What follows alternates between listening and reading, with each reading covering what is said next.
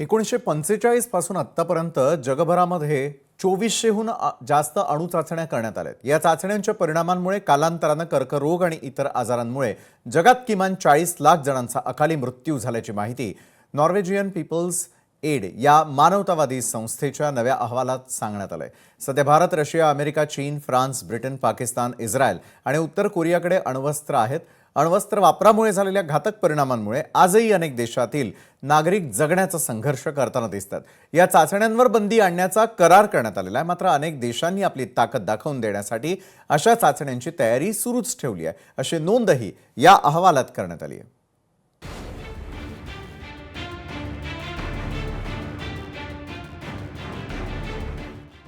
1945 पासून जगभरात 2400हून अधिक अणु चाचण्या।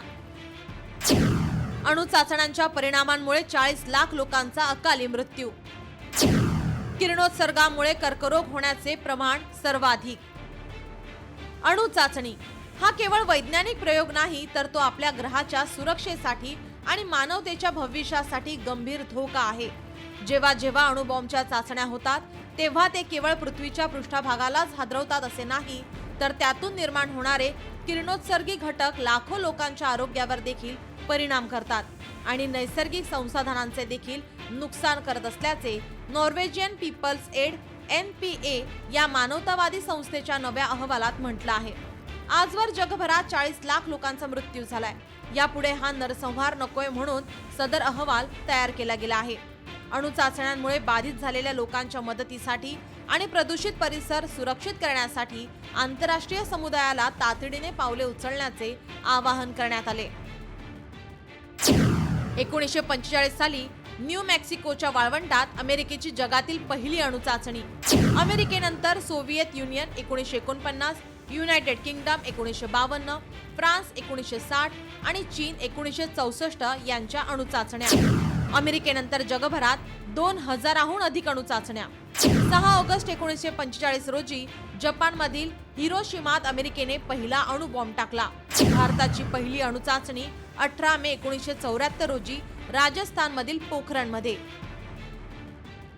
भूतकाळातील अणु चाचण्या आजही लोकांचा जीव घेत आहेत। या चाचण्या बंद करा, लोकांच्या जीवाशी खेळू नका, ही मागणी जोरकसपणे होण्यासाठी हा अहवाल तयार केलाय। भूतकाळातील अणु चाचण्यांचा सर्वात मोठा फटका चाचणी स्थळांच्या जवळ राहणाऱ्या समुदायांना बसलाय। ही स्थळे 15 देशात आहेत, ज्यात अनेक अण्वस्त्रधारी देशांच्याच वसाहतींचा समावेश आहे। अणु चाचण्यांमुळे पोटातील गर्भ, लहान मुले यांच्यावर सर्वात विपरीत परिणाम होतो। मुली आणि महिलांमध्ये किरणोत्सर्गामुळे कर्करोग होण्याची शक्यता अधिक असते, असे या अहवालात म्हटलंय। 29 ऑगस्ट हा दिवस आंतरराष्ट्रीय अणु चाचण्या विरुद्ध दिवस म्हणून साजरा केला जातो, पण त्यावर कोणत्याही देशाकडून अंमलबजावणी होत नाही। आजही अनेक देशांकडून अणु चाचण्यांची तयारी सुरूच आहे, हे विदारक वास्तव आहे। ब्युरो रिपोर्ट, लोकशाही मराठी, मुंबई।